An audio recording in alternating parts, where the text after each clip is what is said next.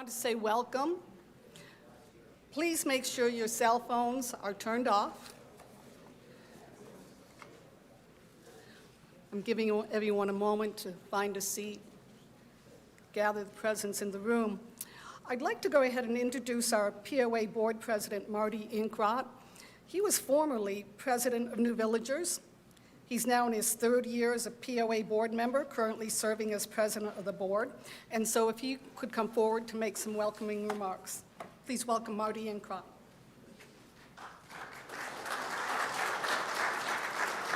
Hello, everybody, and welcome to the Candidate Forum. I appreciate everybody's attendance.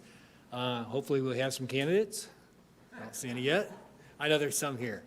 But as the president of the POA board, I want to welcome everybody here, and hopefully we have some good interaction today. So with that, I don't have any other prepared remarks. I just wanted to welcome everybody, and hopefully we have some good conversation and discussion today. Thank you.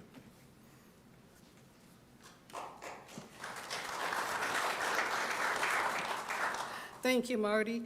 I'm sure the weather could be compounding some of the candidates getting here. I know, for instance, that Senator McNally and Buddy Bradshaw are appearing together at another, but we will go ahead with the program. Please do turn off your cell phones. I know I asked you once before, however, that many times it doesn't work, and when a cell phone goes off, someone insists on taking a call, and so if your call is that important and you want to take it, please don't be offended that we help you find the door. As the old saying goes, all politics is local.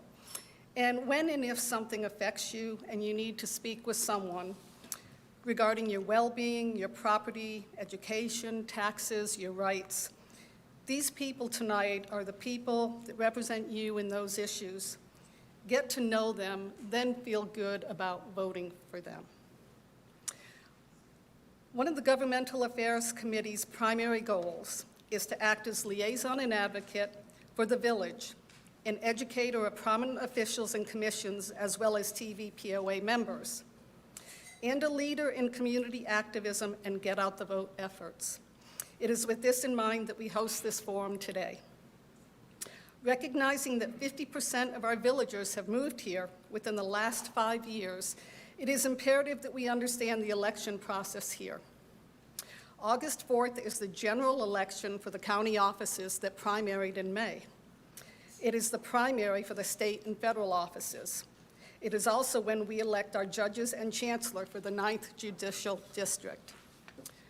The Tennessee Senate has 33 senators who serve 4-year terms.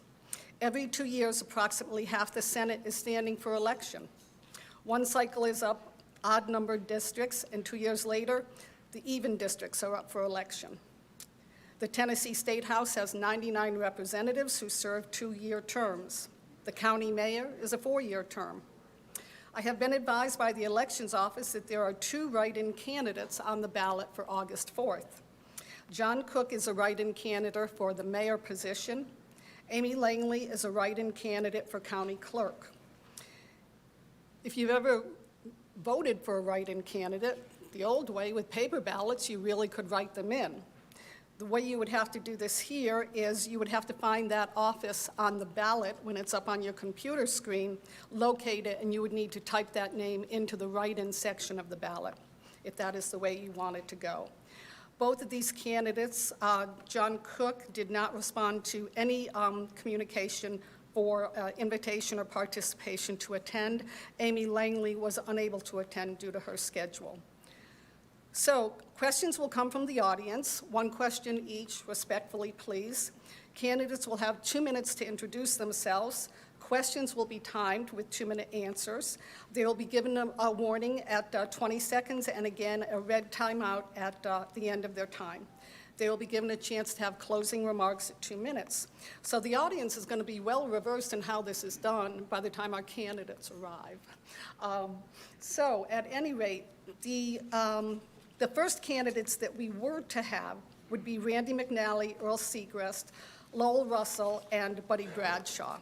And so at this point, the only candidate here is Earl Siegrist. So Earl, you want to come forward, please? And what we'll do is allow you to do a self-intro, and we'll take some Q&A. And as others come in, we'll have to work them into the schedule. And this is going to be by the seat of our pants. Okay? Please have a seat. And if you'd rather stand to do your self-intro, or if you want to sit, that's totally up to you, whichever way you want to do it. But when you're ready, let me know, and I'll signal the timer, and you have 2 minutes to do your self-intro. Okay? And is your microphone on? Let me check for you. Yes, Okay. you are. See, all right.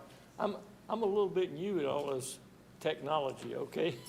I'm an old man, but technology gets me sometimes. My name is Earl Siegrist, and I have lived in Tennessee for 22 years. I am not a politician, not a politician. I'm a simple man who shares East Tennessee's values. I think that's important, and I am for improving our education. I think we have too many, excuse me, I got ahead of myself. I'm an American first, okay? I'm for America, okay? And I think we have too many career politicians. We need servant leaders, not politicians, servant leaders, people who will lead this state and not just be a politician, okay? Just, I can do this, I can do that. My opponent has been in office for 44 years, 44 years. I support term limits, 44, no more. My opponent, our legislature is controlled by big business and out-of-state money to the highest bidder. This puts Tennesseans last, not first. Tennessee is one of the fastest growing states because of our low tax system.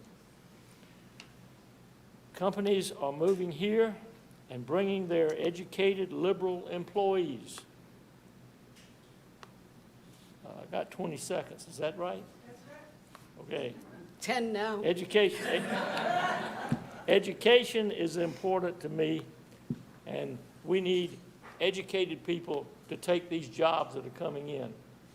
And I'm sad to say that we're not there yet. Okay. I will fight for vouchers. If the money follows the child, parents will choose the best schools, and the free market will fix the problem. Thank you, Earl. And we've had our other candidates come in, so welcome Senator McNally, Mayor Bradshaw, and Representative Russell. And if you'll take your seats up front, we had just begun the program. How's the weather outside? Oh, it looks a little stormy, but it hasn't rained on us yet. Senator McNally, right here, please. Okay. I want to make sure your mic is on. See you. Thank you. Good afternoon, Lowell, you're right here. How are you, Earl? How are you? Just fine.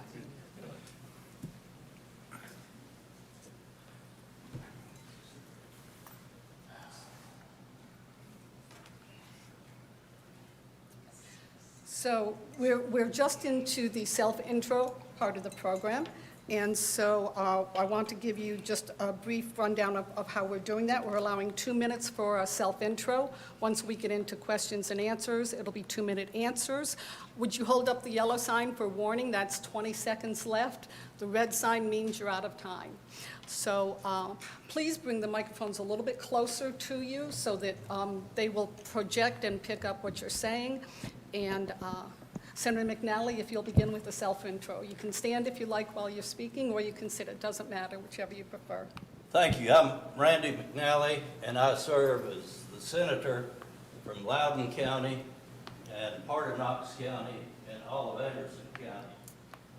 The Senate in Tennessee elects lieutenant governor. Fortunately, over the last few years, I've served as lieutenant governor for 3 years and finance chair for 10 years, and been on the finance committee of either the House or Senate for a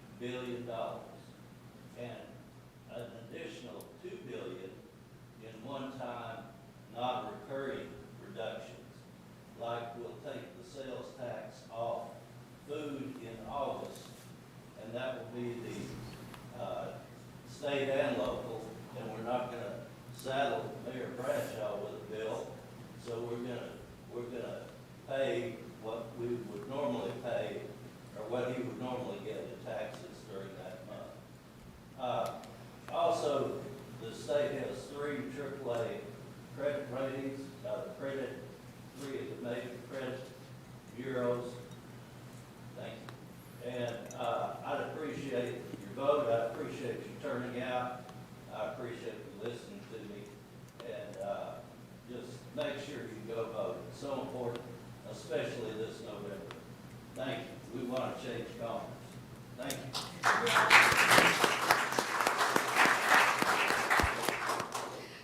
Okay, I've been advised to let you know we are live streaming, and in order to make that successful, we need you to be in your seats with the microphone so that the live streaming is picking it up. So please don't stand, and stay close to that mic so it gets picked up. Oh, I'm sorry.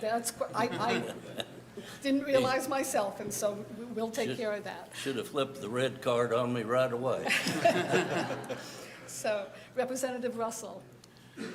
So I'm Lowell Russell from Vonore, which is over right behind Kahidi in the Corn Tassel area. A lot of people hadn't heard about that, but I'm trying to make it popular now that I'm a state representative. So, but I'm originally from Blount County. I grew up in Blount County. I went to Highview Elementary, Rocky Branch Elementary, and Wallen Middle School. And when my grandparents passed away, we inherited some land down in Vonore. We moved there. I went 4 years at Vonore High School and graduated there in 1994.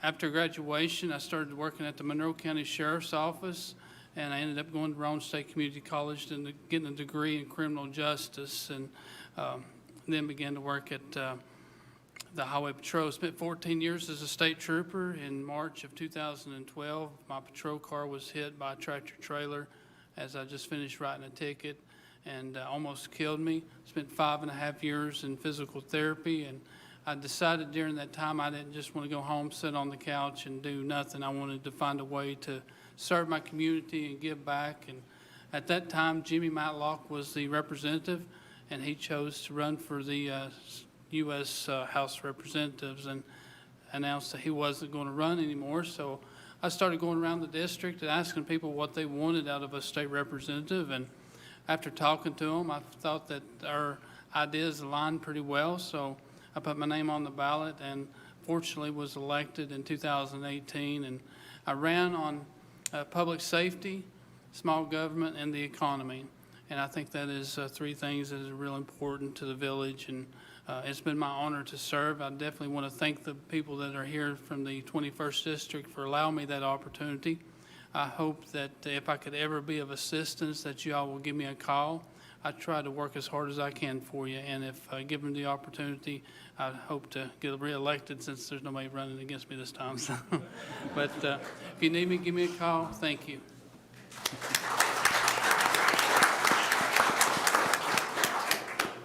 Thank you, Representative Russell. Next, we have Loudoun County Mayor Buddy Bradshaw. Thank you, Susan. My name is Buddy Bradshaw. I'm your current sitting Loudoun County Mayor. I'm entering into my 3rd term, hopefully. I get just a few votes. I think I'll have it unopposed in the primary. Do have a write-in candidate, so I will ask you for your vote. Appreciate your vote.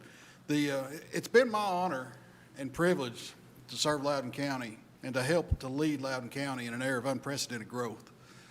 If you look at where we're at today compared to 8 years ago, and it's amazing. And I wish I could sit there and say, hey, it's all me, but it's not. It's the people of Loudoun County, but it's also how we run our government now. I wanted to bring fresh ideas, new ways of doing things, and put Loudoun County in the news for all the right reasons. I love this county. I was born and raised here. My grandmother's property was actually the first property not taken in the local neighborhood. If you go through the back of the cove, you walk across a little bit, that was my grandmother's place. So I've watched this valley fill up with water, I've watched it grow, and I've watched Tellico Village become what it is.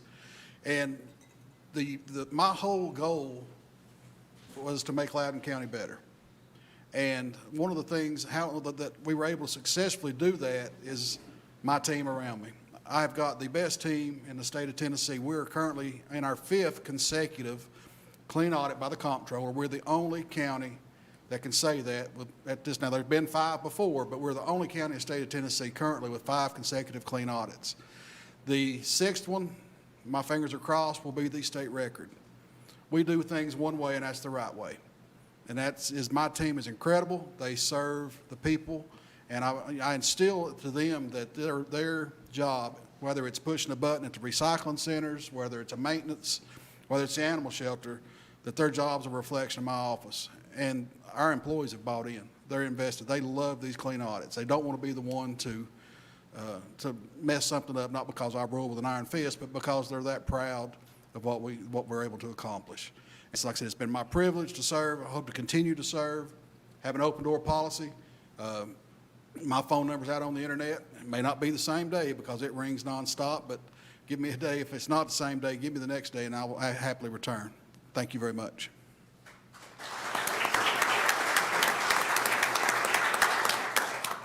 So at this time, we'd like to open it up for audience participation for questions. And if you have a question, would you queue up to the microphone to the side here and state your question, and what I'd like to know is who are you directing it to?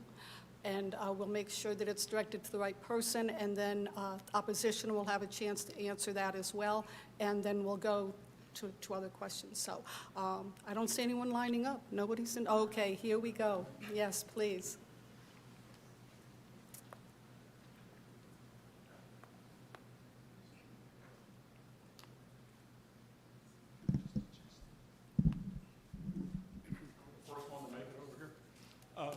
Well, there's no doubt that Tennessee has the best government in the nation. That's why I moved here. That's why a lot of people moved here. But we still have a lot of challenges in the future. So appreciate Representative Lowell and Buddy being here today, but since you guys are unopposed, I was going to ask the two gentlemen that are running against each other. So with that in mind, we do face a lot of challenges. What are you going to do in the state Senate to make Tennessee a better state than it is now? What are the challenges in the future, and what are you going to do to confront them? Thank you. Senator McNally? Well, thank you for the question. And first, I want to make sure that our budget is structurally balanced. And it has been, except for 2001. And we lost our credit rating at that point. They just raised revenue estimates to meet expenditures. But that's the number one job. Because with that, I think we'll continue to grow economically. Safety. I'm wearing a victims' rights ribbon, and today Cameron Sexton and I signed a bill that ensures that the worst of the worst criminals will spend all of their time that they're sentenced in jail, in prison, and that's 8 different categories, and then the next 16 bad people will spend 85% of their time in prison. No, they won't get, right now, if a murderer goes to prison, like the murders that happened up in Knoxville, they serve about a third of what they're sentenced. And with this bill, in the future, they'll serve the entire amount. This pen was given to me by a student down in Philadelphia, and he made it in their woodworking shop, and that's another thing that's important. We are putting a lot of money into the TCATs, the Tennessee Colleges of Applied Technology.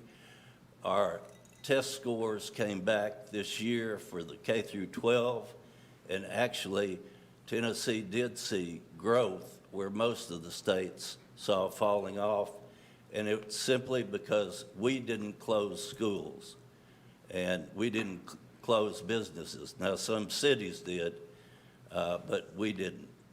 But economics and safety and a good run state government. Thank you. Thank you, Senator McNally. Earl Siegrist, do you want to take? I didn't get through my whole thing, but I wanted to state that I am a pro-life supporter. I know Ms. McNally is too, but I support life from conception to natural death. I support the Second Amendment, and I hope that will be good for people. I will never support taxpayer dollars to build professional sports stadiums. Never. I will never support giving big business our money so they can bring their liberal ideas in here. I will not accept campaign donations from PACs or corporations. My votes will be untainted by money, and I thank you each and every one for your being here today. Your support and your prayers. I'm really covet your prayers for this office. Thank you. Mike, that question is really applicable for the other two up here as well. Do you want me to carry it through to Representative Russell and Mayor? Okay. Representative Russell, want to take it? Okay. You gonna referee? So, like Randy said, the budget, that's the most important thing to making the state better, to make sure it's balanced. This past year, it was $52.8 billion. Something I would personally like to look at is lowering business taxes here in Tennessee, because we got some taxes on businesses sort of more higher here than anywhere else, and we really need to reduce that. Vocational training, we got so many people going to college now, it's hard to find a plumber and a welder and people that actually does some work out here that we need done, and that's really, really important as we go forth. And I guess one of the big things that I think can make the state better, and what I do a lot, is hold the departments accountable. It's like trying to get Interstate 75 patched, or lights down here. Our buddy was a big proponent of these lights down here at 442 and 72, and just trying to get TDOT to do what they need to be doing, and some of the other state agencies. And that's a big part about making the state better. So, thank you. Mayor Bradshaw?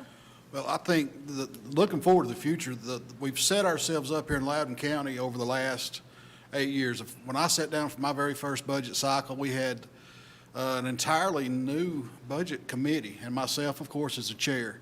And our very first year, we cut nearly close to $1 million out of a budget that had just ballooned and grown.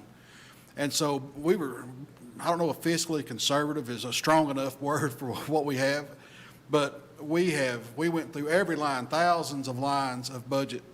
If it wasn't necessary, it wasn't in there. And so, but what we've seen now, we were able to, with our growth coming in and our spending under control, we're able, for the first time last year, we hit $10 million, first time in Loudon County history, $10 million in our fund balance. Now, looking back over the last 8 years, we've built a jail addition, $17 million with no tax hike. We have invested over the last 3 years close to $3 million in our law enforcement, our sheriff's department, with new employees and everything that comes with that. And this year with our budget, and I think it's going to pass, I honestly think it'll pass unanimously, we're investing close to $2 million in education, and that will be without a tax increase. And we're still going to have our healthy fund balance to follow up on. The economy is not going to last forever.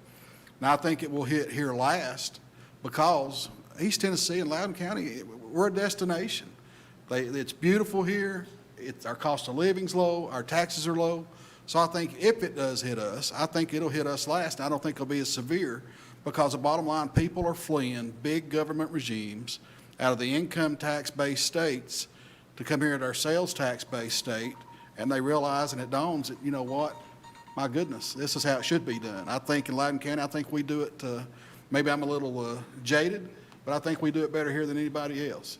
And again, that's part of, most of that is the staff, and myself and commission and all of our elected officials have worked hard to get us where we're at, and that's just what we have to continue to do, working hard. It didn't happen by accident.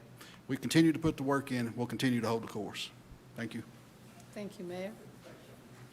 Next question. Hi, my name is Lou Ann Willis, and I live here in Tellico Village, and my question is being directed to Randy McNally. I believe as a voter, it's really important to me that those that represent me can relate to my life. My life is not political, and so as I look up here at these four men, I am assessing that 3 of the 4 men have worked in real-world jobs out in the community. And my question to Randy McNally is, what real-world experience do you have from working a job other than politics? Well, first of all, I worked while I was in college. Second, I went to pharmacy school at the University of Tennessee in Memphis and left Memphis rather quickly after I graduated, of course, and worked in retail pharmacy for about 7 years. And then I worked in hospital pharmacy for about 31 years and was not in a management position, simply a staff pharmacist. And I mostly had to work weekends, Friday, Saturday, and Sunday. And then, of course, I was just paid for the days that I worked. But I retired from that and have devoted, at that time, you know, we were in a financial crisis in 2008, 2009, 2010, and the recovery through Obama was extremely slow, and I devoted full time to the Finance Committee, and when Ron Ramsey, the Speaker, did not run again, I was asked to run and did run, and was elected as Speaker of the Senate, which carries with it the title Lieutenant Governor. But I did want to mention, we have a supermajority in the legislature, and if Mr. Siegrist wins, I'll be there. He's a Republican, and I think he's a good man, and I'll be there and support him financially, because there is somebody that's a Democrat that's running as a write-in, and I'll do whatever I can if he wins to make sure he's elected and make sure he's well prepared and going to Nashville. Thank you.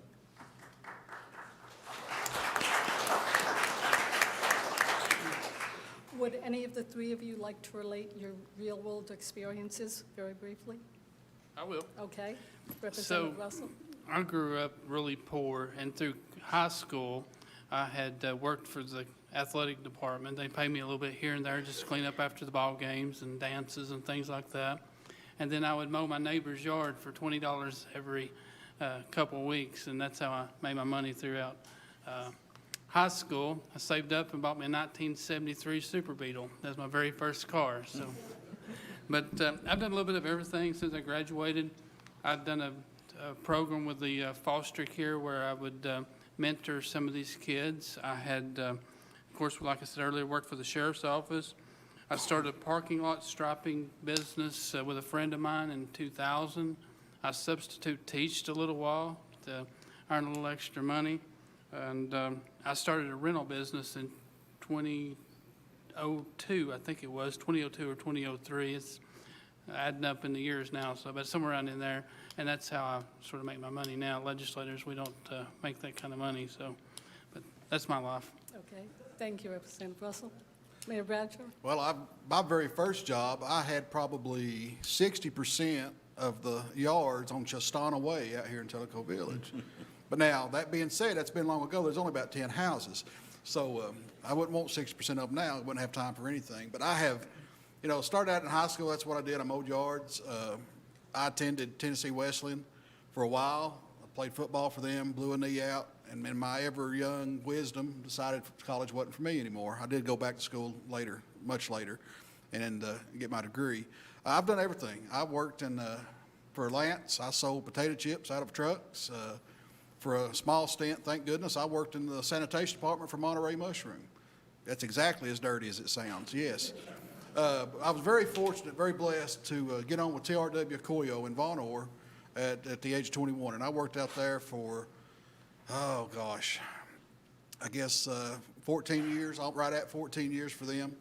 Was out there when I met my wife and, you know, was able to raise the first of my first wave of children. My children are 28, 21, and 9. Yeah, there's a little bit of a gap. And so, and then ultimately got into law enforcement, which is one of the most rewarding things I've ever done. With Loudon Police Department, I was there for 10 years as a reserve and patrolman, then later as a paid patrolman. And then actually, one of the most rewarding things is probably I got least pay for. I'm a coach by nature. I love football. I love working with kids and with youth. Matter of fact, I've got the 5th and 6th grade team this year. So but that also, all of my experience, in some way or another, I felt that the good Lord had me on that path for a reason, because it's prepared me for where I am. You got to have thick skin to sit in that cruiser. Be a politician, you got to be a little bit of a salesman too. So selling potato chips some 30 years ago helps, but all the experience. But the most important one is I appreciate what a hard-earned dollar is and how far they go. Thank you.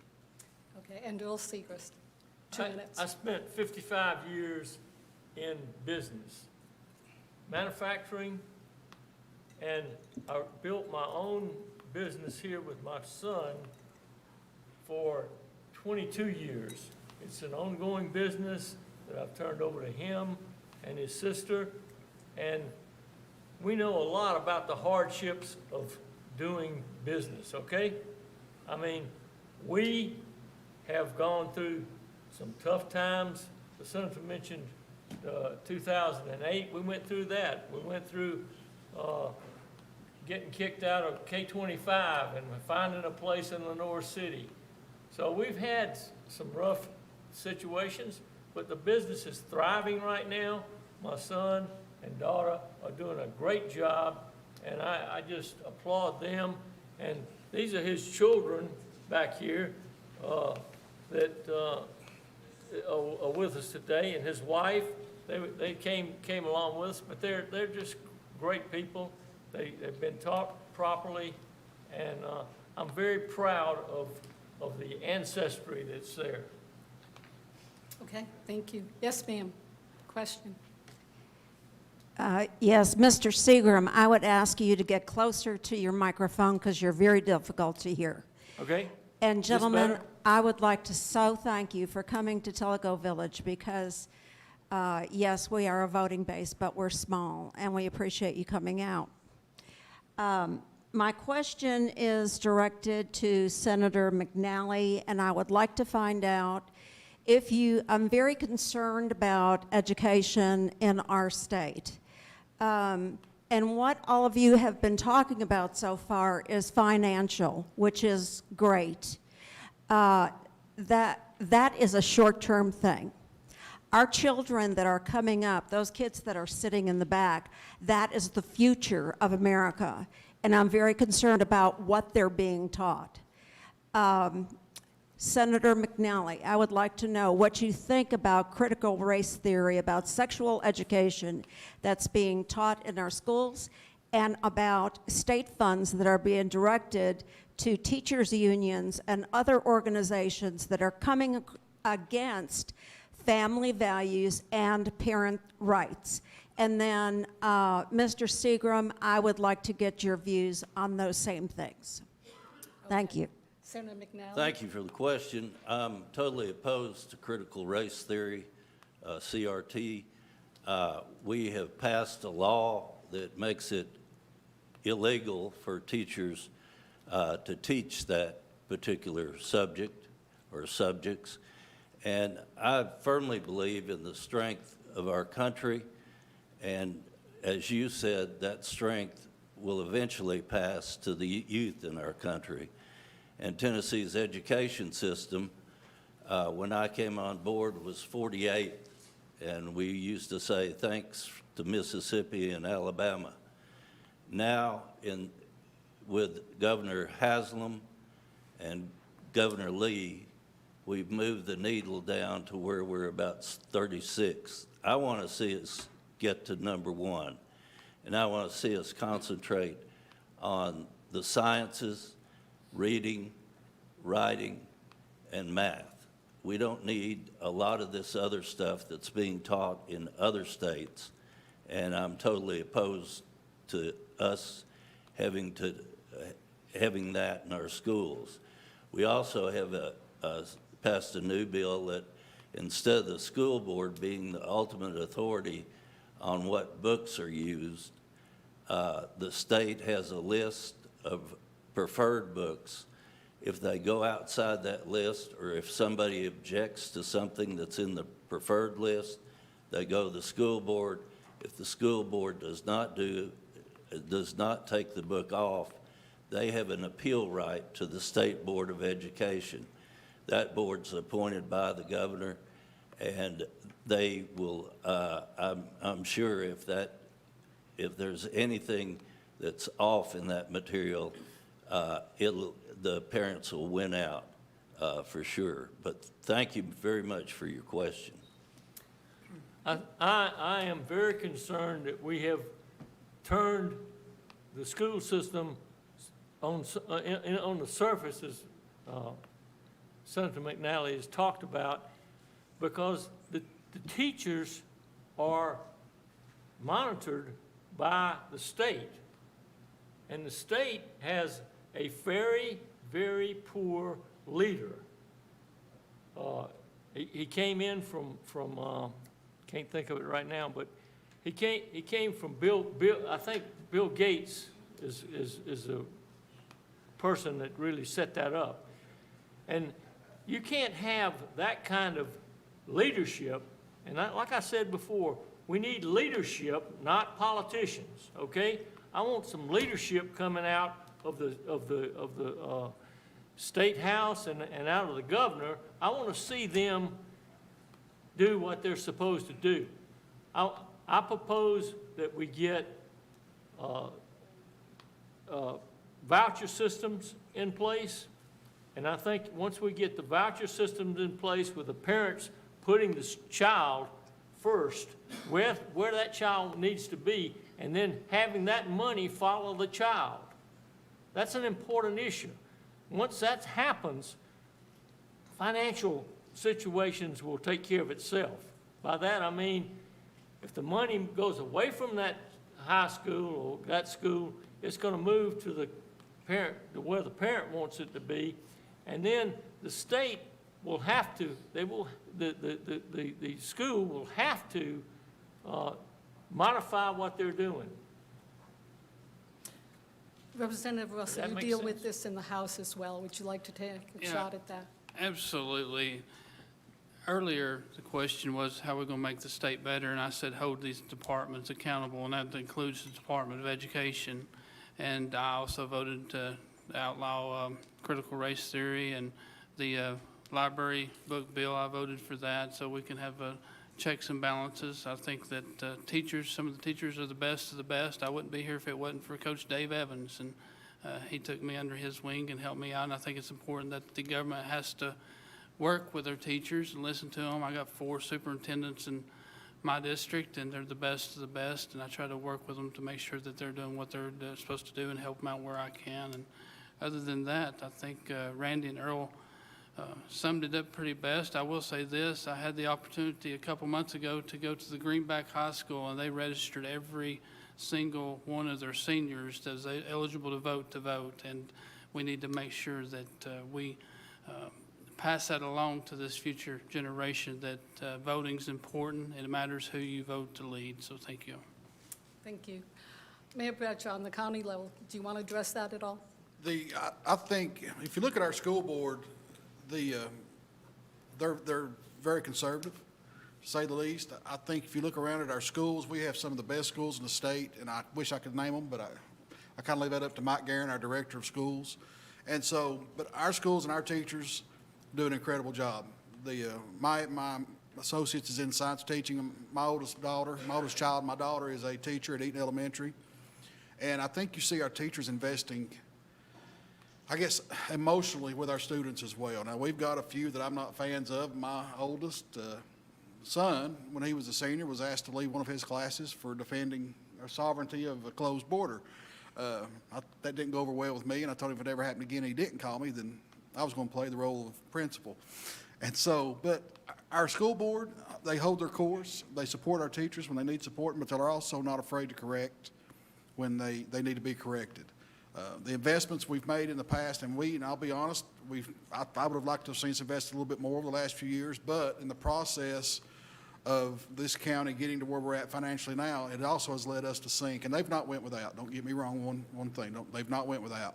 But in able to put an additional close to $2 million back in this year, it's going to open up those doors to do even more moving forward. Our school board, our director of schools and his staff, our teachers are invaluable.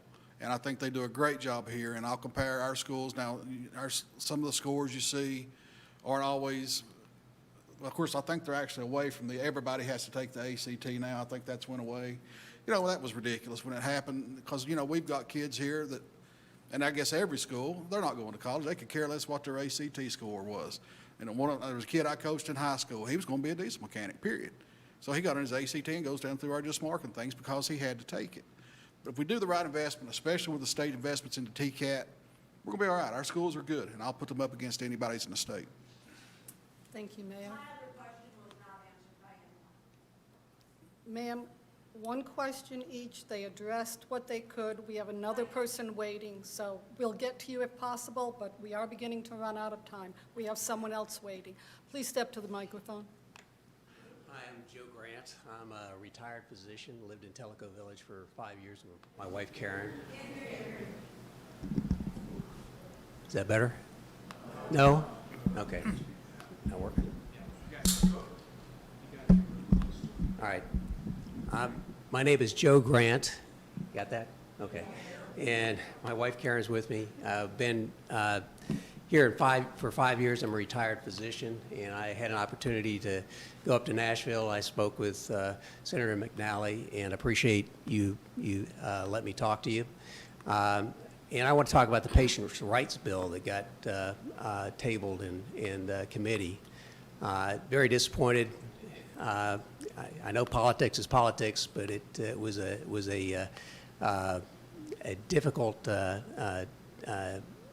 time for us that made the trip up there and you know, made our case, and you did hear me in your office.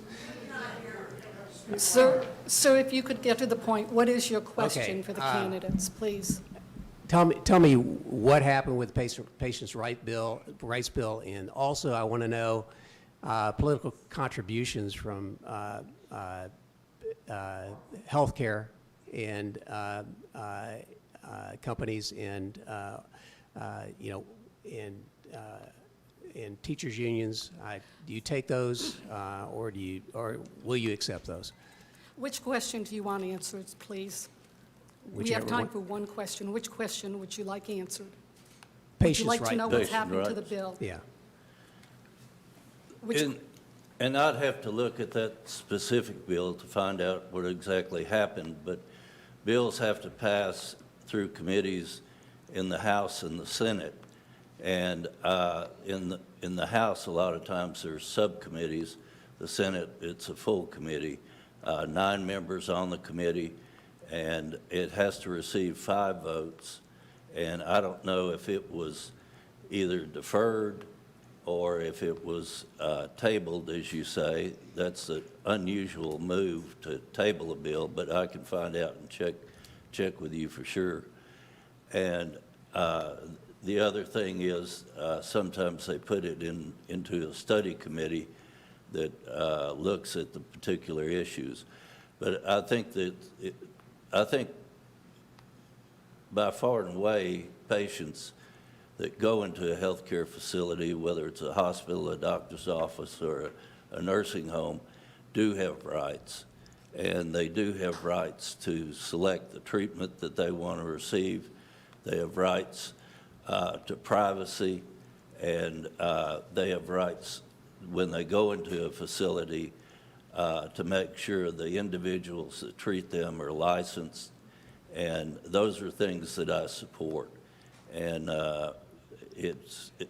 sometimes it takes a couple of years to pass a bill, and I don't know if that was the case with this one, but I'll be glad to look into it and tell you exactly what happened. And your last name was? Grant. Grant? Grant, yeah. G-R-A-N-T? Right. Yeah, if you could just slip me your number afterwards, I'll find out and give you a call. All right. Be glad to. If you want to give me that information, I'll make sure it gets to Senator McNally for you. In regard to financial disclosure information or any contributions, that is all available online. That is public information. Representative Russell, would you like to address that question? Yeah, I think that was Senator Pody's bill, and if I'm not mistaken, it was the second special session, so it was a 9,000 or 8,000 bill number, and he took it off notice, if I remember right, but I can't remember why, but I do remember it going through. Thank you. Next question, please, and this will be the last question. We are beginning to run out of time. Yes, Hi, my name is Helen Kroll. I live here in speak up, please. My name is Helen Kroll. I feel like I'm going to spite this soon. My name is Helen Kroll. I'm from Tellico Village.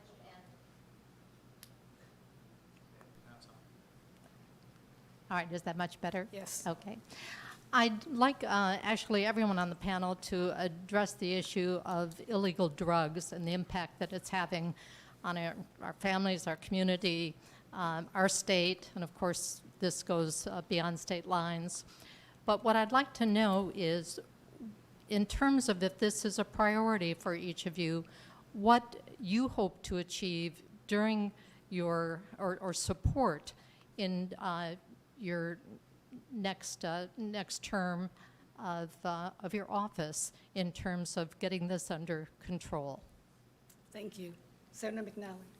Thank you, and thank you for the question.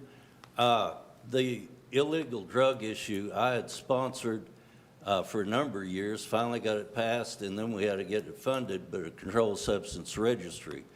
So when you go to a physician, he can look and find out what drugs you're on and prevent you from like getting hydrocodone from one doctor and then getting it from another doctor just down the street. There were also pill mills, and I was very active in the closure of the pill mills. Also, I worked with Governor Bredesen when he was governor on the methamphetamine issue that we had, the people that were buying Sudafed and putting it in bottles, shaking it up, and sometimes it explodes, sometimes it didn't. But unfortunately, most of the drugs that are coming in now are coming in from outside this country. They're manufactured for the most part in China. They're coming in through Mexico. And I think we need strong borders. And while the state of Tennessee cannot stop illegal immigrants from coming in, we can and have helped and are helping now Texas by sending troops down to Texas to make sure the borders are secure. They're not, and the current administration needs to change, and we need strong immigration laws, and we need strong enforcement, and we need to bring back the INS that they deleted. But those are just some of the things, a lot on the federal level because of our porous borders. But I will continue to work to make sure that Tennessee remains as safe as it can. And the new thing now is fentanyl, and it's about 50 to 100 times more powerful than morphine or codeine. It just takes a little speck to kill you. And unfortunately, it's being made into pills that look like other drugs. Thank you. Thank you. Earl Siegrist, please. I just appreciate the comment that was made there, but I am opposed to allowing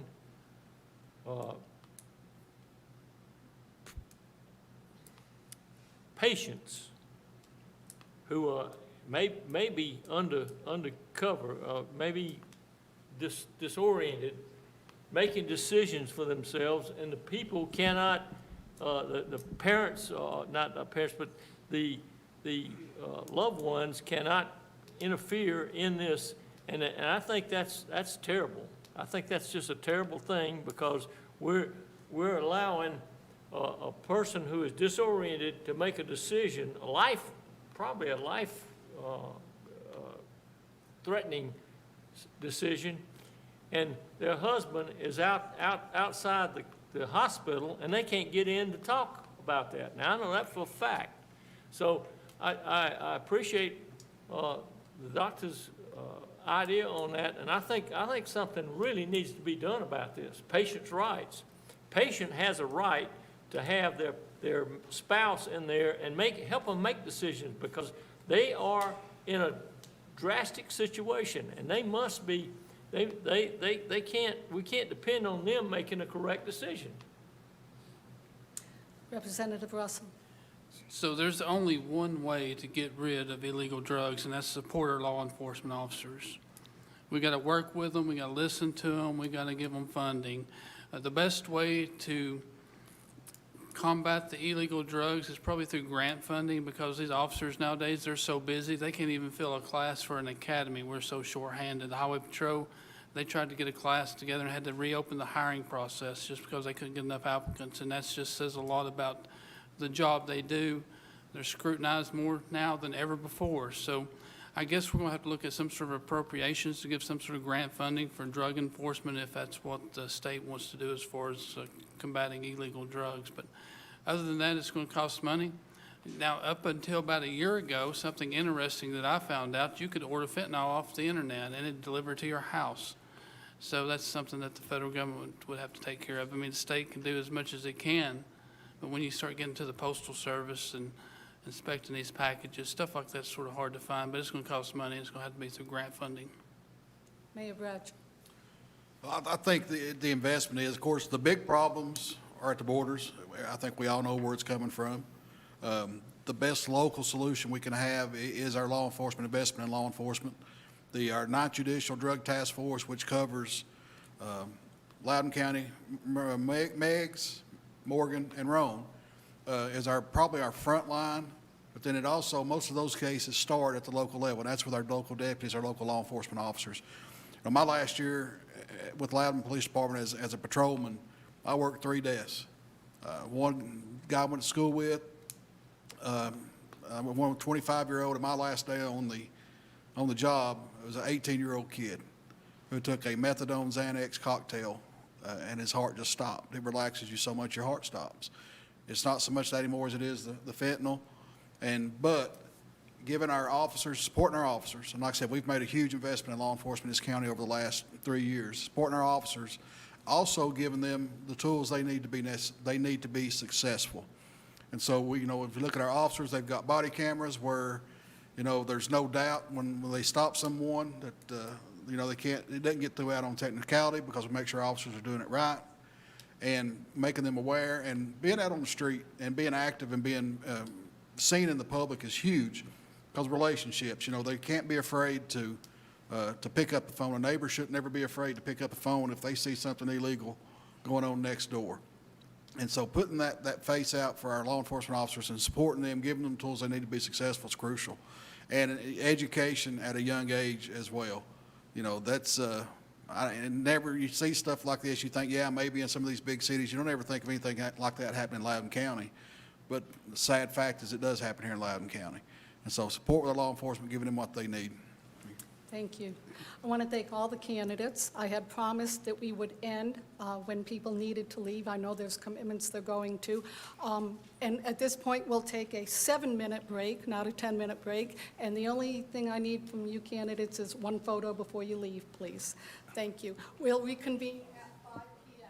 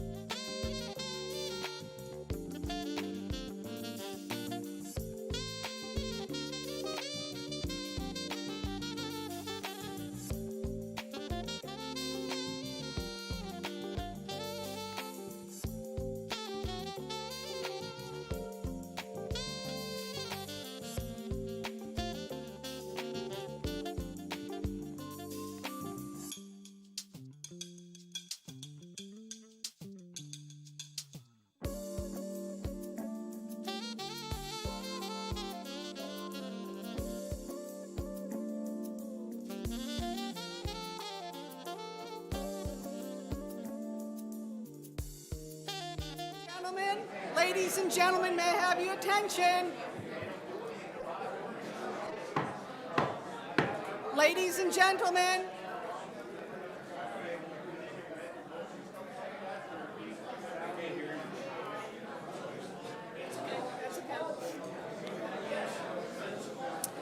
We need to clear the room, please, if everyone would be seated.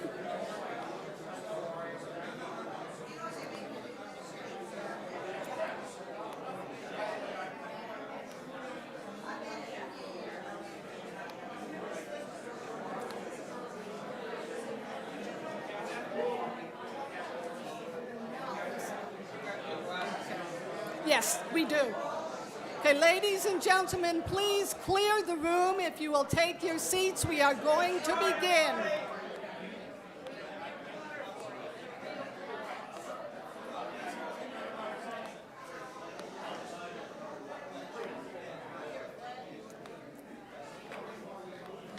Thank you. We're going to begin the next session, and I will introduce the candidates. They can come up and take their seats. In this section, please take your conversations outside. We are beginning the next session.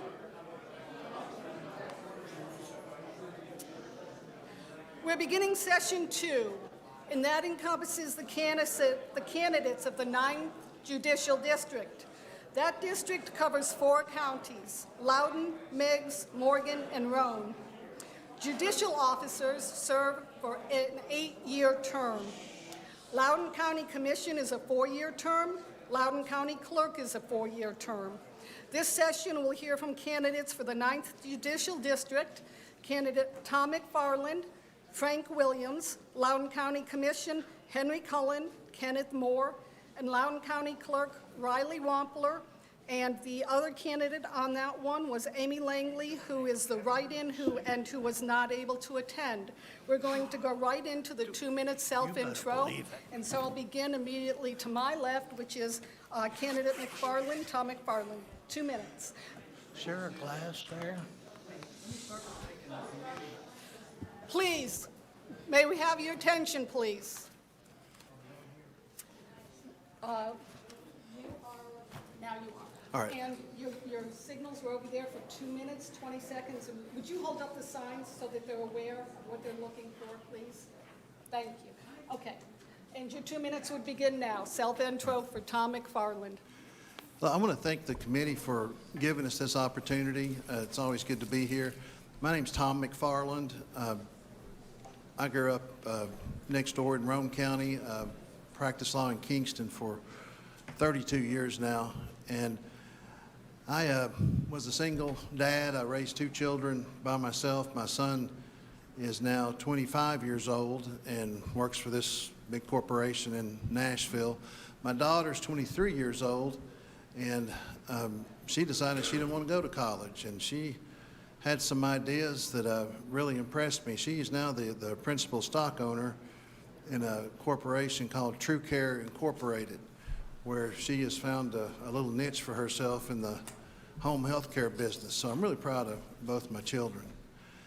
You're going to hear from me in this campaign, really just talking about 3 things. I want to talk about technology. I want to talk about experience. I want to talk about temperament. The technology, I just think that the virus changed a lot of things about how we operate, including the courts. I would want to utilize that technology. I would want to see how it could help attorneys, litigants, and witnesses. As to my experience, I've already alluded to the fact that I've practiced law all those years, but my experience, I think, is fairly wide. I've appeared in chancery courts before different chancellors throughout my career. I've seen different styles. I've seen different approaches, and I think I could use that experience to be the kind of person that could begin the job on the first day.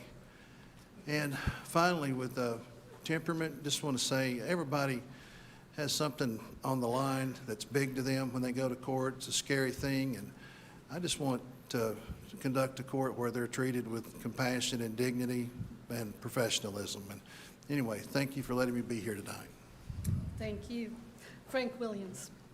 Ladies and gentlemen, I'm Frank Williams from Kingston, Tennessee, and I grew up there. Well, I'm trying to get close to it. Green light. Oh, okay, now that's better.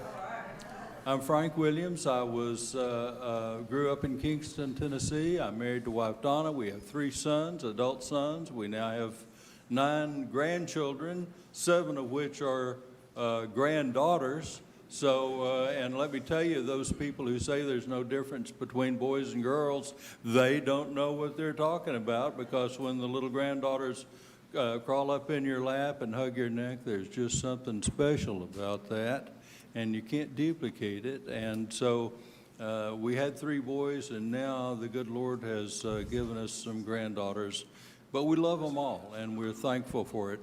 I've been the chancellor here for 38 years, and I've never had an opponent until this year. And talking about experience, 38 years of trying lawsuits, not just hundreds of them, but thousands of them, untold thousands of them, is worth something.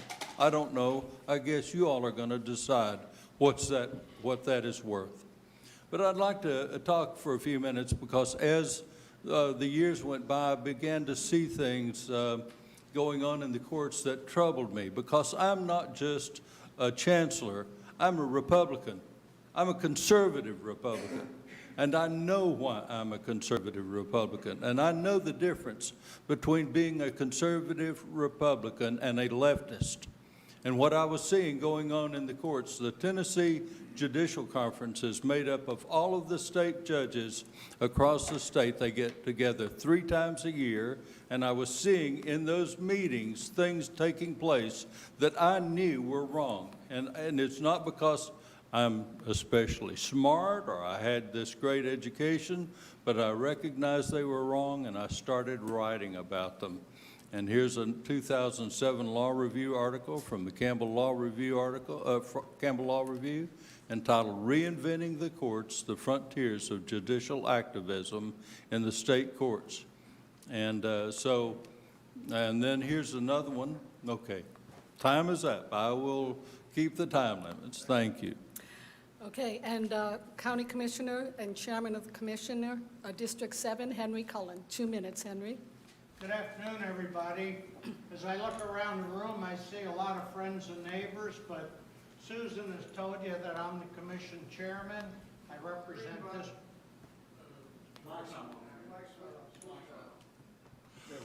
Sorry.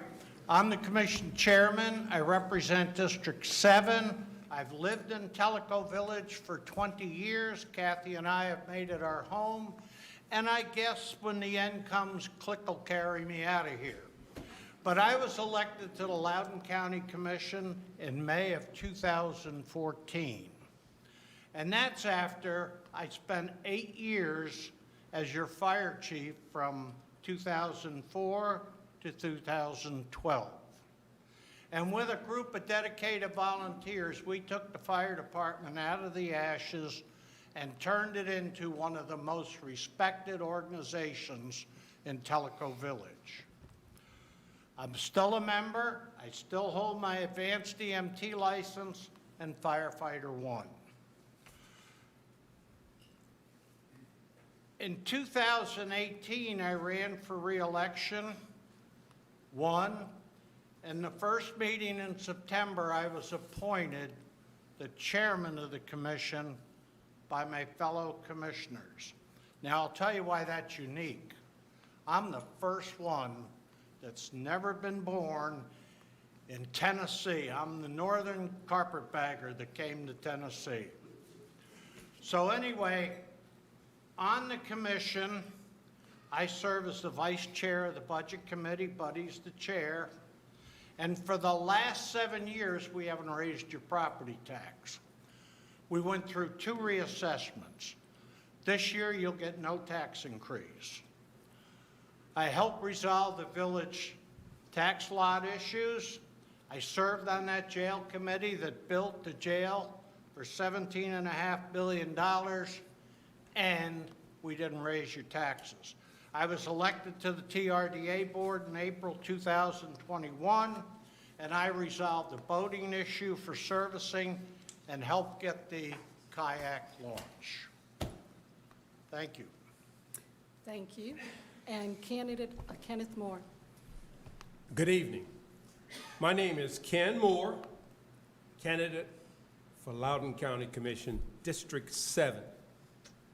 I'm the only candidate that can represent everybody in Tellico Village.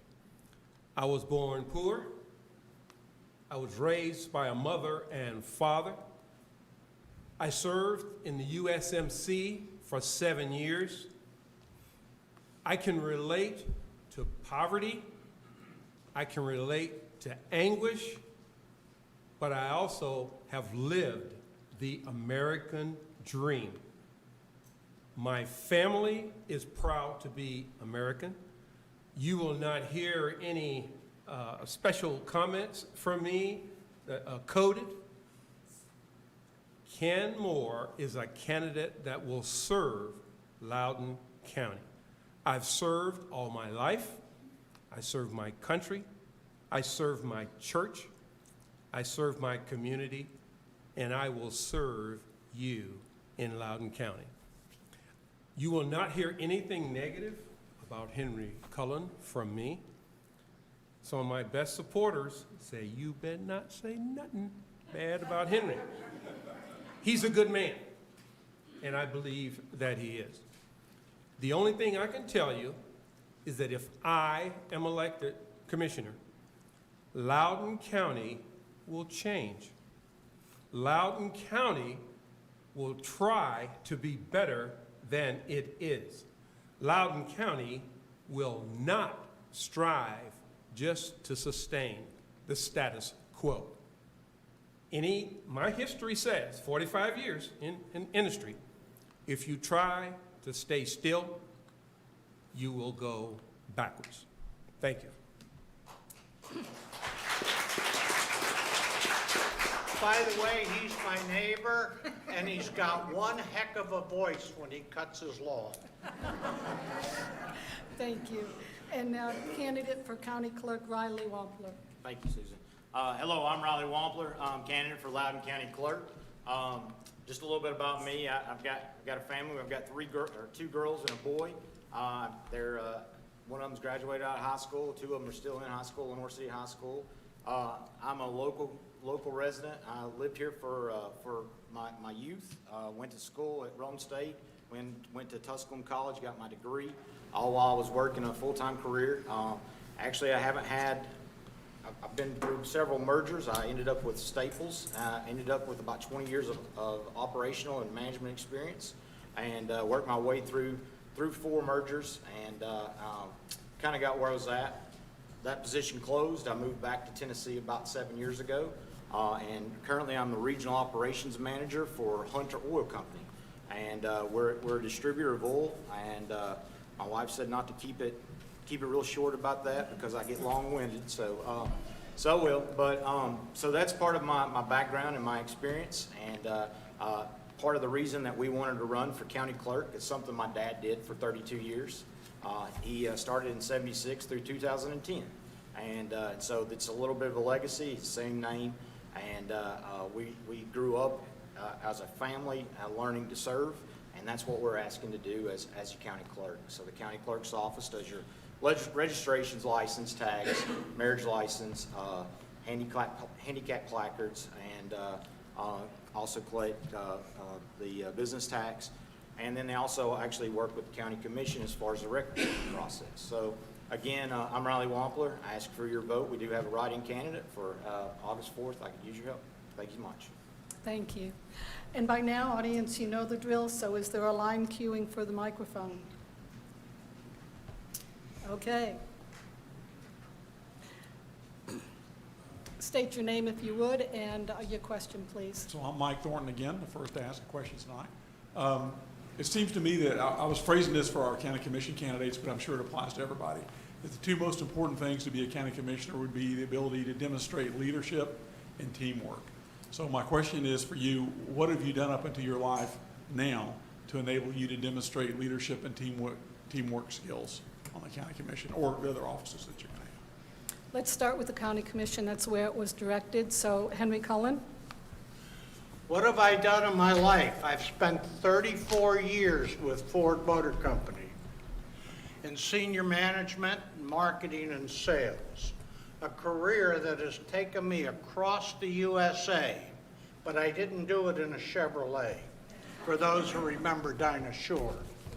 So I've experienced management, HR problems, budgets, and all the things that go into running a region. And I'm going to be brutally honest with you. If I didn't have that experience, I'd have bombed out the first 4 years as a commissioner. I graduated Pace University in Pleasantville, New York with a BBA. I won't tell you how long ago it was. And I retired in 2002 in Atlanta, Georgia. And I moved here as fast as I could. Okay. Ken Moore, please. I have worked in leadership my entire life. I graduated salutatorian in my high school class. I went to Bradley University and got my BS in industrial engineering. I continued to get my master's degree at Roosevelt University in Chicago. In the military, I was in a group of 4 different series. I was the series honor man and came out of boot camp a PFC.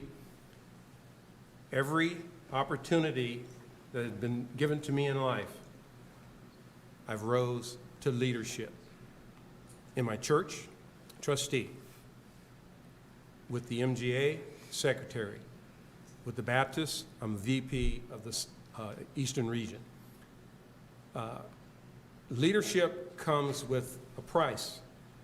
You have to demand respect. You have to treat people with respect. Therefore, you earn the respect of those that work for you. I've been known for team building. I've done budgets for 40 years. I've run an operation, a profit-making operation. There is nothing about production that I have not done or can do. That's running a line, producing a product, getting quality. We ran 6 Sigma for Crest White Strips for Procter & Gamble. That's the top of the line. We were making a pharmaceutical style product. So leadership is what I do, and leadership is what you will get from Ken Moore. Thank you. The other 3 candidates, do you think you want to take that question? Would you rather hear a question directed at you? I'm okay with it. It doesn't matter to me, so go ahead, Mr. You want to go? Sure. Okay, go ahead. Tom McFarland. You know, I think leadership's important in any position. I can tell you that when I was in law school, for example, I was elected the president of the student body by my peers. I want to go back. I think parenting is a leadership position because I can identify with the single mothers out there because I was a single father, and I know what it's like to raise 2 children by yourself. I was the Rome County chairperson to raise money for the Leukemia Society one year. Been involved on the, I was on the board of directors, the Rome County Chamber of Commerce. I've been involved in my community. I was in the Rockwood Civitan Club. I was the president of Continuing Kingston, which is a civic group just to promote the city, make the city look better, and have events, you know, get people involved. And there's a lot more. I was elected county attorney for 4 straight terms. During that time period, I was appointed to the board of directors of the Tennessee County Attorney Association, and eventually I was elected president of the statewide organization. So I think leadership is how you behave, and how you participate in your community, and that's what I've done. Okay. Anyone else? Frank Williams? Folks, let me tell you what I'm not. I'm not an activist. I'm not an activist. I feel like judges need to restrain themselves. They need to stick to their job. They need to obey the law and the facts and don't go out of those areas.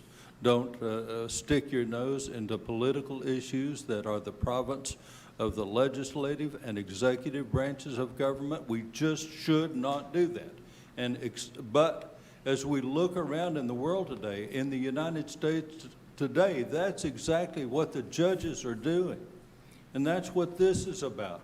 And while I am not an activist, I am somebody that when I see things going on, I'm not afraid to stand up and say so. Somebody has to stand up and say, enough of this, stop it, put a stop to it. And I was glad to hear a moment ago that his interest is in technology, because you'll be glad to know that the courts have a lot of it in store for you.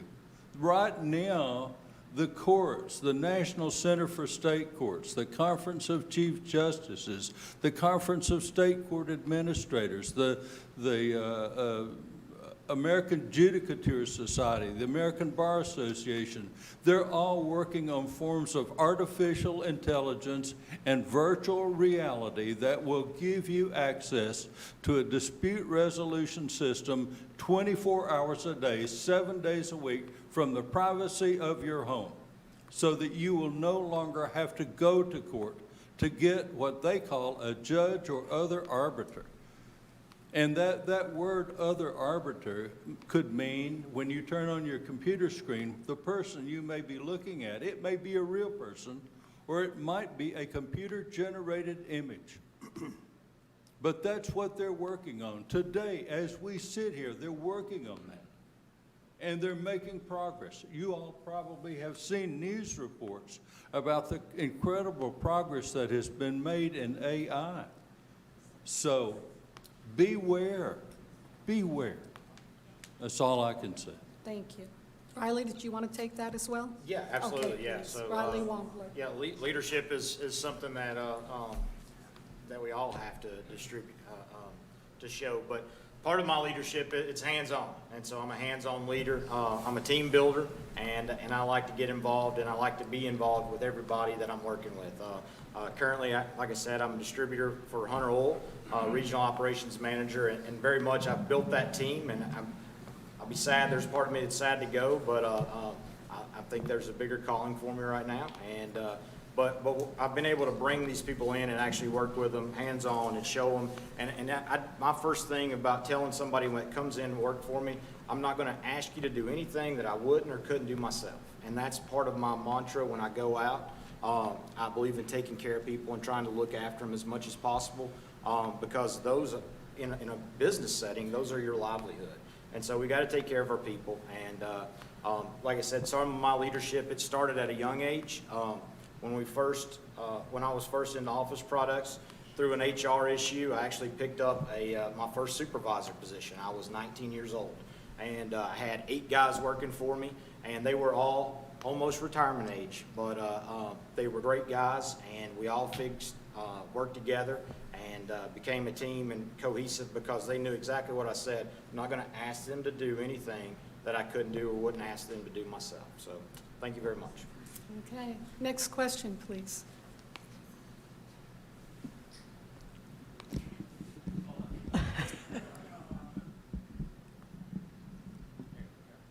Thank you. I'm sorry that nobody else is asking questions, so I'll go ahead and do it for you. I would like to address the 2 county commissioners, the 2 candidates for county commissioner. As we all are getting older, you look at life a little bit differently, and some things are more important than others. And I would like to know, what is your legacy concerning the office of county commissioner? What is it that you want to change, or what is important to you? What is your focus? I want to know the one thing That is your legacy as concerning the county commissioner's position. Thank you. Okay. Mr. Cohen? Okay, I'll answer that directly. I am 100% behind public safety. You might say it's the family business for us, the Cullen family. My dad was fire chief. My oldest son was a Virginia State Trooper. I've spent a lot of time in the fire service, both in New York, Connecticut, and here. I was the chief. So I'm proud of the fire department that is here in Tellico Village. Public safety. I support the Loudoun County Sheriff's Department. In fact, in this budget year, we have funded their request. We gave them 3 more patrol deputies. Now, unfortunately, he's got 3 openings, so he's got to find 6 deputies. And as Lowell Russell said, that's a difficult task. We supported them with vehicles. I know there was a concern. They had one vehicle that had 258,000 miles on it. It was a spare. But we've given them 2 rounds of new vehicles. Now, here's the problem. You can't get them. In fact, about 3 weeks ago, I walked into the state police headquarters for a memorial service for my oldest boy, and the first thing the colonel said to me, he says, "Henry, can you get me some Explorers?" I said, "Get in line, take a number, because it's just not available. Can't get Dodge Chargers, Dodge Durangos, or Ford Explorers, but we have them on order." So I support Jimmy. I supported Tim all through his years, and I will continue to support them. We gave the jailers raises. We gave the road deputies raises. We took care of cameras. We took care of cameras in the jail. We built them a new jail. We're capacity of 300 people, 300 prisoners. We're half full. So I'm going to turn the other half into assisted living. So my support is public safety, fiscal responsibility. We kept the budget in line for 8 years. Okay, thank you. Ken, before you start, oh, okay, you're turning your mic on, I noticed. Go ahead, Ken Moore, for 2 minutes. I appreciate the fact that Henry has done 8 years. I know what he has done for the fire department. I know his history on public safety. Unfortunately, the first thing that I will do if I'm selected as county commissioner, I will increase, with the sheriff's department's support, the patrols in Tellico Village to double what it is today. Not only will it be double, but the folks that patrol will have arrest capability. So even though he's been in it for a long time, I have a hope that the legacy that I will leave will be increased safety in Tellico Village. Thank you. Yes, next question, please. This is for the chancellor candidates. I'd like you to tell me what your judicial philosophy is on the way you approach each case that would come into your courtroom. Okay, this time let's hear from Frank Williams first. Okay, number one, it's not my case. It's the party's case, not mine. I have no interest in that case. I'm uninterested in their lawsuit. It is the parties who are interested. Let me tell you, I had a couple of young ladies stand up one day. We were opening court, and I always go through a docket real quick. They stood up and they said, "Your Honor, we have some clients who have some problems that you need to solve." And I stopped them politely right there, and I said, "Listen, I can't even solve my own problems. And it's for sure that I can't solve yours. But if you'll give me some facts and some rules of law, I'll give you a decision." That's my philosophy. I'm bound. My hands are bound. My life is bound professionally by facts and law, and I'm not free to go out of those things. I'm not free to impose my will, my political philosophy upon the outcome of any lawsuit. And we see that happening all across the United States, and no court has been more active in doing that very thing than the United States Supreme Court. How can anybody deny that? You just can't deny it, and that has bled over now to where the state Supreme Courts have taken it up as well. And the current thing going on is access to justice. Well, when they talk about justice, they're not talking about justice the way you and I think of it. They're talking about social justice. Social justice. And that's what this was in large measure about.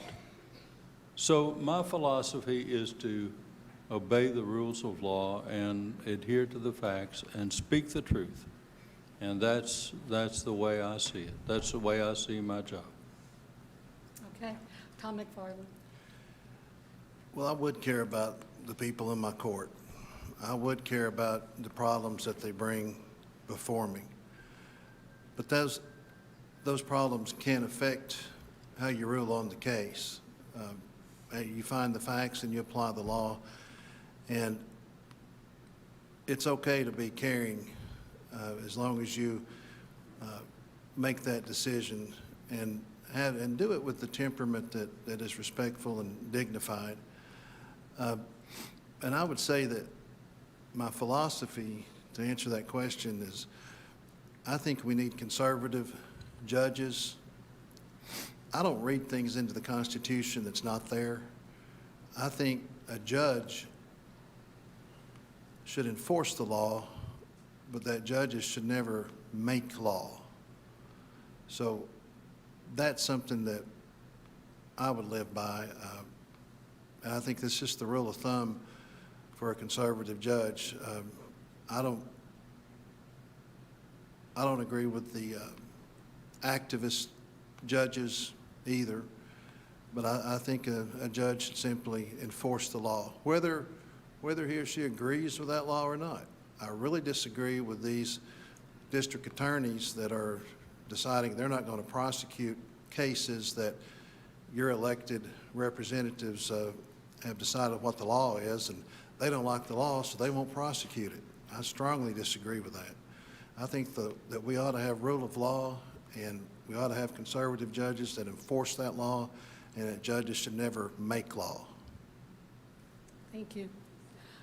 Okay, I don't see anyone else. Yes, if you have a question, come forward, please. Actually, I have a question. Okay, please. If I may. I think I should adjust my own microphone here, huh? Okay, everybody hear me?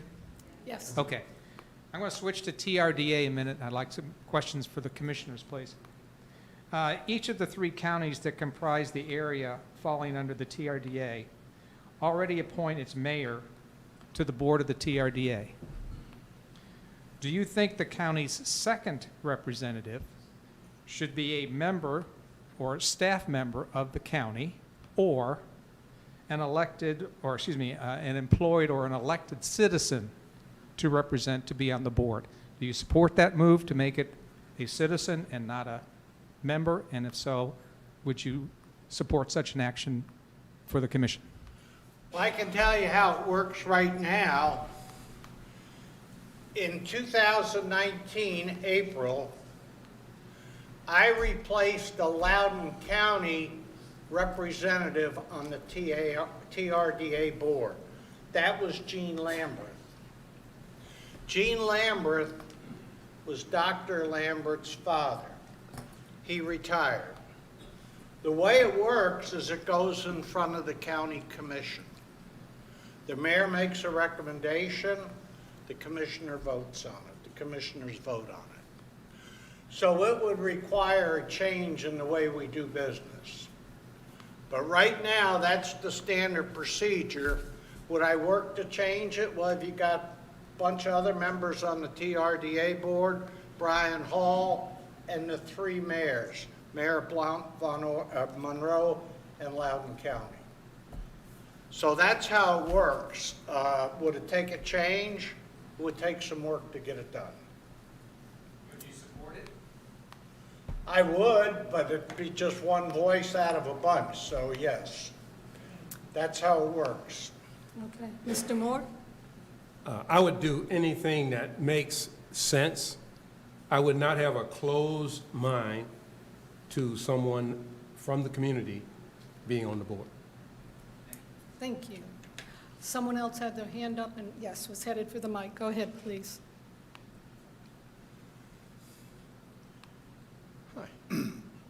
My name's Gary Stickle, and I've lived in the village for over 16 years, and this is where I'm going to be till the end.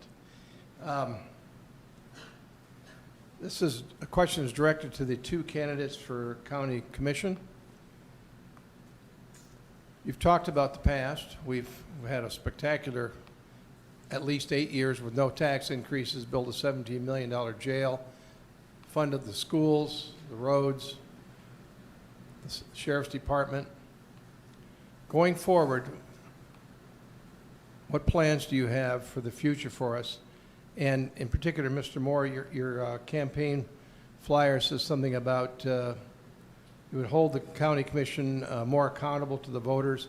And I think you mentioned transparency in one of your other flyers. I'd like to hear more about that from both the candidates. Thank you. Okay, let's go with Ken Moore first, please. Thank you. If being forthright in telling the folks in Tellico Village and in Loudon County what I would do as a commissioner is ill-informed, I do not apologize for that.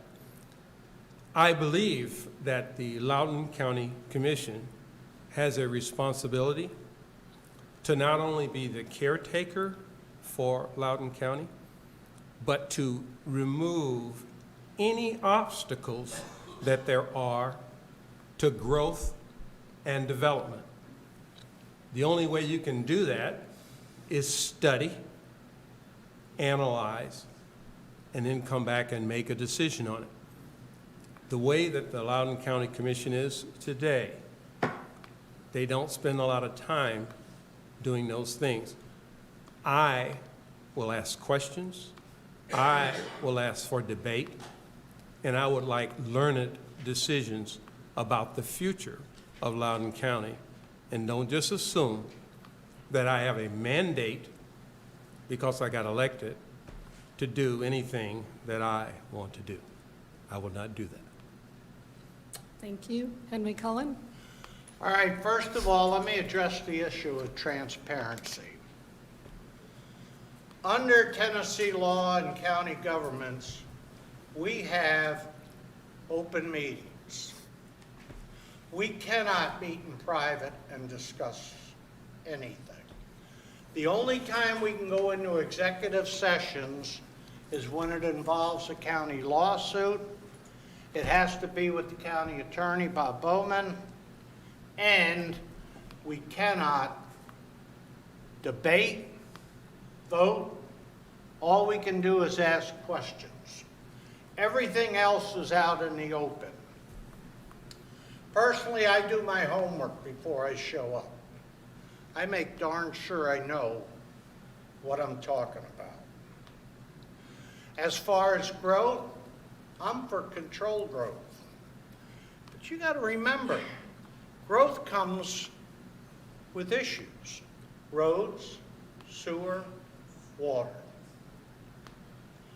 So we have to make sure the infrastructure can handle it.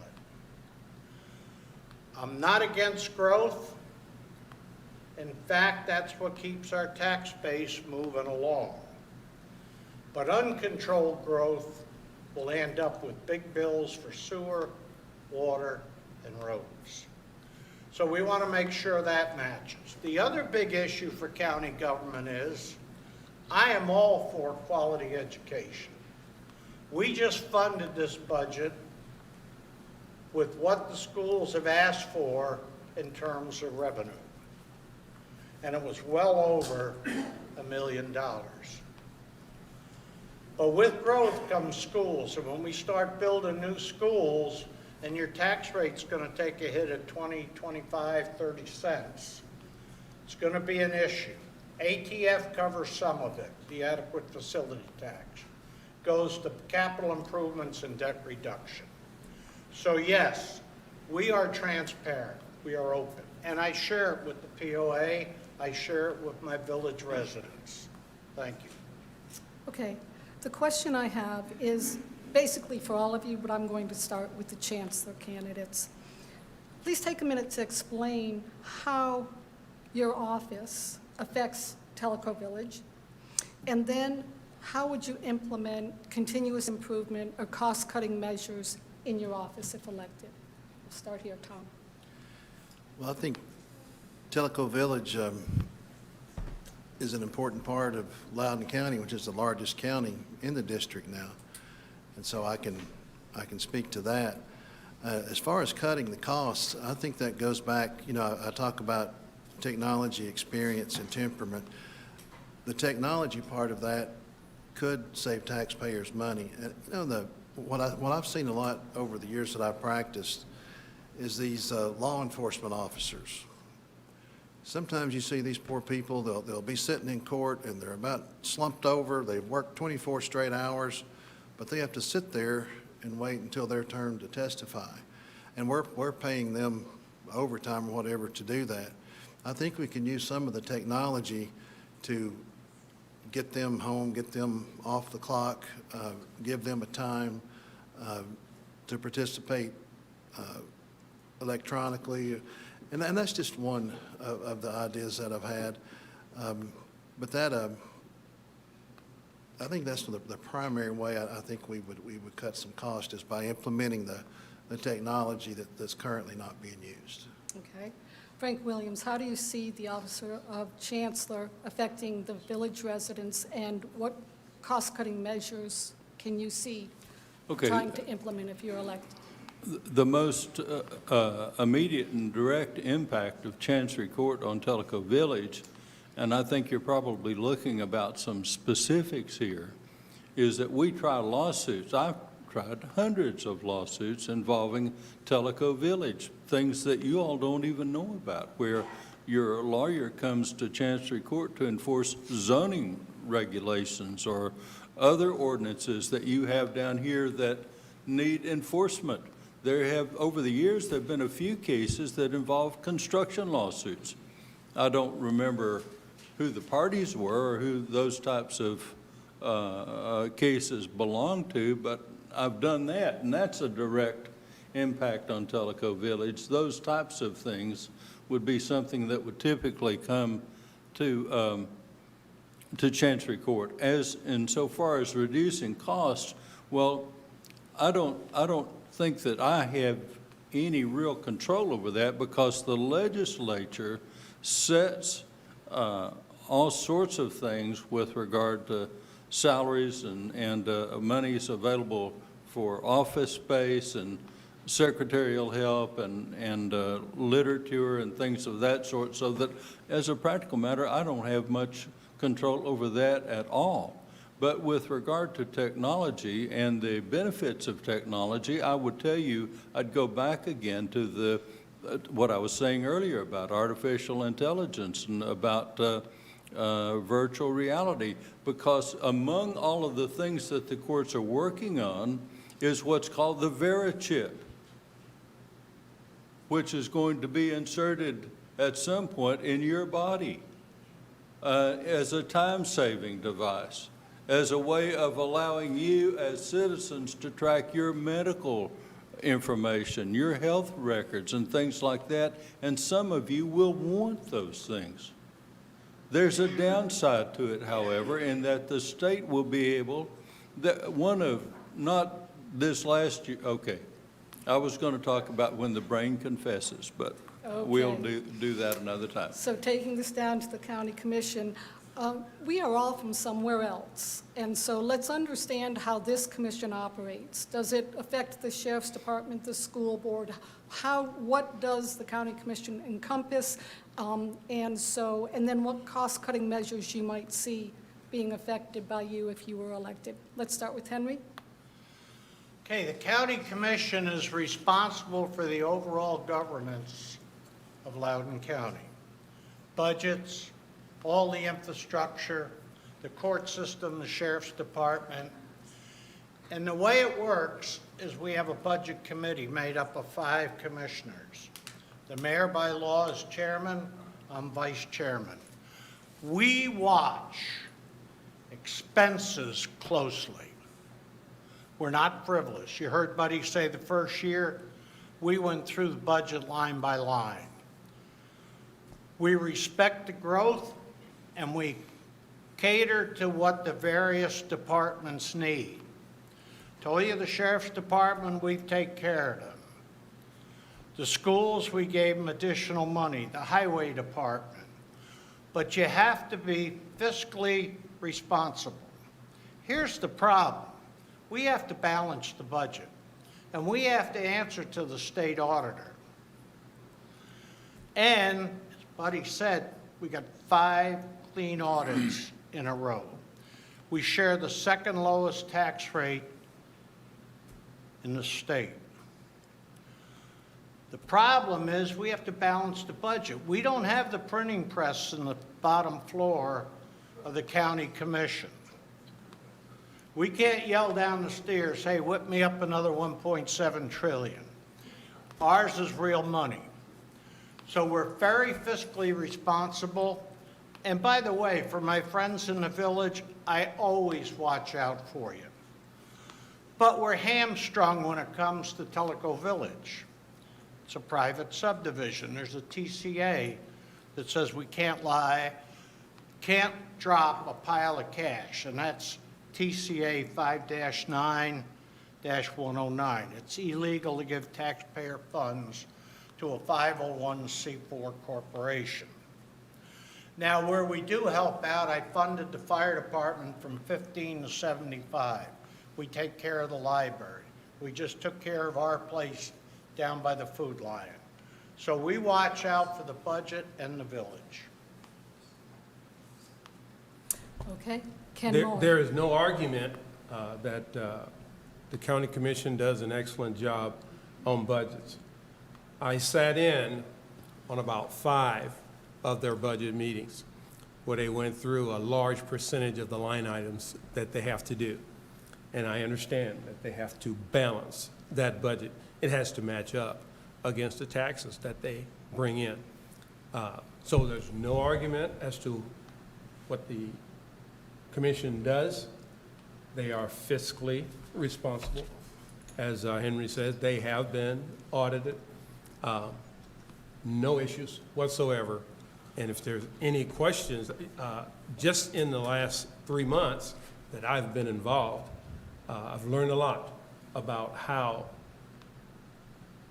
the Loudoun County Commission runs as opposed to what I was used to in Illinois. It's totally different, but it requires a different mindset. You have to understand that the mayor of the county out-chips a mayor from a city. And that's a little bit different in Illinois, at home rule, the city rules. So they do a good job. They've come past the audits. And the only issue I would have is the $10 million that they're coveting. We need to take a look at some uses for a couple of pennies of that. Okay, thank you. And you raised a good point that it's not as it was where you came from. Right. And so for all of us, we move here and we think we know what elections are all about, and then we find out we're not so sure after all, which is what this is all about. Riley Wampler. Yeah, so like the others have said, physical responsibility, that's where we start with. As far as for the county and the clerk's office, you know, some of the things that to help Tellico Village, we have the satellite office that's over here on Thursdays. It's across the street from the gas station. It does your tag renewals and simple renewals like that. So, I mean, that's part of the service as far as for Tellico Village that we want to continue and look at. You know, the county, we talked about growth and structured growth. You know, in 2000, we were 33,000 residents. Now this last census, we're over 56,000. And we're going to continue to grow, and it's a great place to be, and it's a great place to live. But with that, if you look at some of the challenges as far as with the clerk's office, this is a 26-year-old annex that we're in currently right now. And so some of the challenges that office that I see from the outside looking in is that, you know, they don't have any more additional space. And so there is technology that's out there, and there's some different ideas that I have that we want to explore, but all those things come with a price, and we've got to look at that, and you know, if I'm elected, that's what I want to do. I want to look to streamline what we can and continue the services that the county provides, and basically be here as a servant for the citizens of Loudon County. So thank you. Okay. That concludes the questions. We're down to the last 2-minute closings for each candidate. So you're here to ask for our votes. So tell us the goods and bads, what's your strengths and weaknesses, why are you uniquely qualified, why should we cast our vote for you? I'm going to start at this end this time, Riley, with you, and come right down. Thanks for everybody coming out. Thanks for the opportunity to speak, and to all the fathers out there, happy early Father's Day. As far as my strengths, like I said, I'm a team builder, I'm a hands-on leader, and those are the things that have gotten me this far in my life and my career. That's allowed me to transition through four mergers with other companies and continue to grow, continue to build on everything that we've done professionally, and that's what we want to do as far as with the clerk's office. Like I said, it's got a special place in my heart because that's where we came up.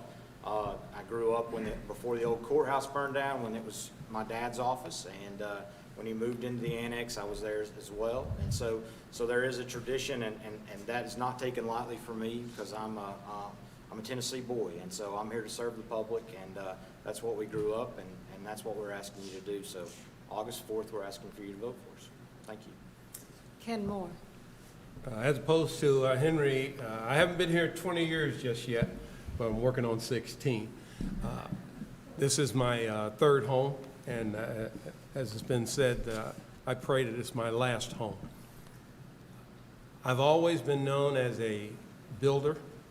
I've always been known as a problem solver. I have a unique techniques that I use for getting to yes, is the book that I learned from.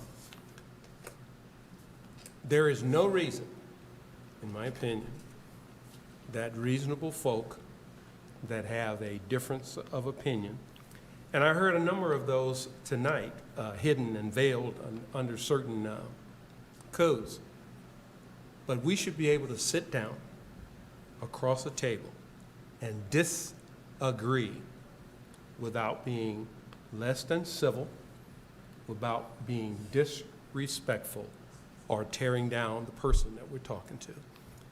Once we learn to do that again, because we once did it as a country, absorbing immigrants, learning from each other, and talking to each other, even the tough things that we got to talk about, we can do, because we are building a more perfect union.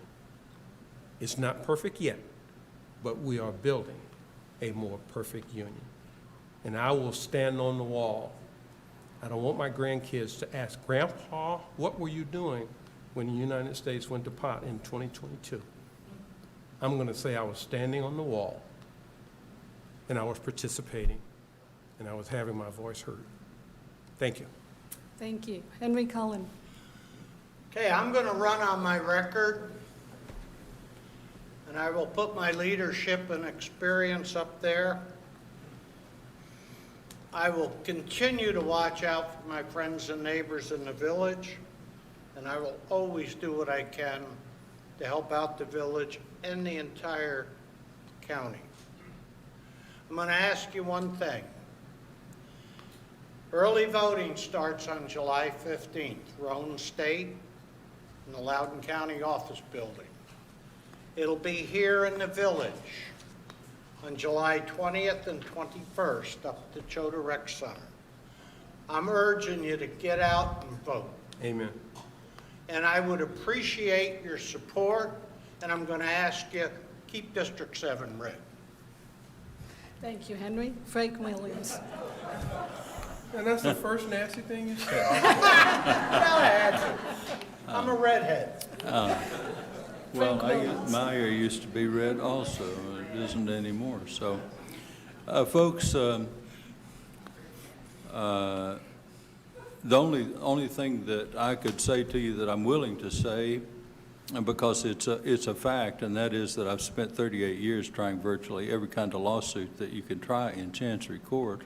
There isn't a whole lot that I can think of that I might not have seen. Land lawsuits, as I mentioned before, construction lawsuits, incredible numbers of domestic cases. We're doing more and more grandparent adoptions because of the influence of drugs and gangs and jails and a young population that will not work or won't work. They're good at having babies, but then they take off. They won't support them. And so here come the grandparents into court to adopt their grandchildren. And so I'm doing a lot of those. But there's a lot of other kinds of lawsuits that we've done in Chancery Court, and there's 38 years of that behind what it is that I do. Other than that, there's nothing special about me. I was a kid in Kingston, Tennessee, and an average one at that. My mom would run us out of the house and tell us to go play just to get her out of her hair. And so we went to the woods to spend our day playing. And I was not a good student, average student, graduated the middle of my class in law school, not the top of my class, not the bottom, but just an average. And this thing here is not because I'm some sort of scholar, but I was just persistent. I was seeing things that were wrong, I thought were wrong, and so I just stuck with it over the years until I finally got something put together and somebody agreed to print it.